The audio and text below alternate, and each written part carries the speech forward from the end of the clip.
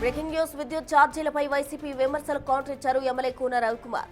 జగన్ హయాంలో దౌర్భాగ్య పాలన నడిచిందన్నారు. విద్యుత్ వాడకుండానే కంపెనీలకు 9,000 కోట్ల రూపాయలు చెల్లించారని, అభారం ప్రజలపై పడిందని మండిపడ్డారు. చంద్రబాబు హయాంలో మిగులు విద్యుత్ ఉన్న ఏపీని జగన్ లోటులోకి నెట్టారని ఆరోపించారు. ప్రస్తుత ప్రభుత్వం ఆక్వా రైతులకు యూనిట్ విద్యుత్తును 1.50 రూపాయలకే ఇస్తోందని, చేనేతలకు ఉచిత విద్యుత్ అందిస్తోందని తెలిపారు. ఒక్క ఛాన్స్ అంటూ జగన్ చేసిన అరాచకాన్ని మర్చిపోద్దని, రాష్ట్రాభివృద్ధికి చంద్రబాబు నాయకత్వం మరో 20 ఏళ్లు అవసరమన్నారు. చంద్రబాబుపై విమర్శలు చేసేవారు దమ్ముంటే చర్చకు రావాలని సవాల్ చేశారు రవికుమార్. 18 నెలల కాలంలో కేవలం ₹4.70 మాత్రమే విద్యుత్ని కొనుగోలు చేసినటువంటి సందర్భం ఈరోజు ఈ రాష్ట్రంలో ఉంది. అంటే ₹5.19 ఆ రోజు కొనుగోలు చేశాం.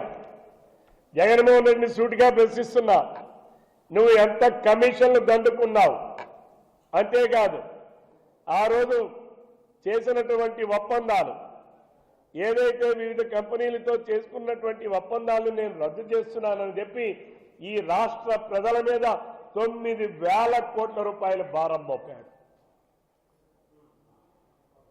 ఎంతటి దౌర్భాగ్యమైనటువంటి పరిపాలన అంటే, జగన్మోహన్ రెడ్డి ముఖ్యమంత్రిగా ఉన్నప్పుడు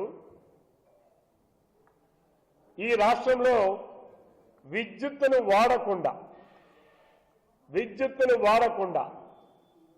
9,000 కోట్ల రూపాయలు ప్రైవేటు కంపెనీలకి కోర్టు ఉత్తర్వుల మూలంగా, సుప్రీంకోర్టు ఉత్తర్వుల ఆదేశాల మేరకు విద్యుత్తును వాడుకోకుండా 9,000 కోట్ల రూపాయలని ఈరోజు మనం విద్యుత్ కంపెనీలకు చెల్లించాం.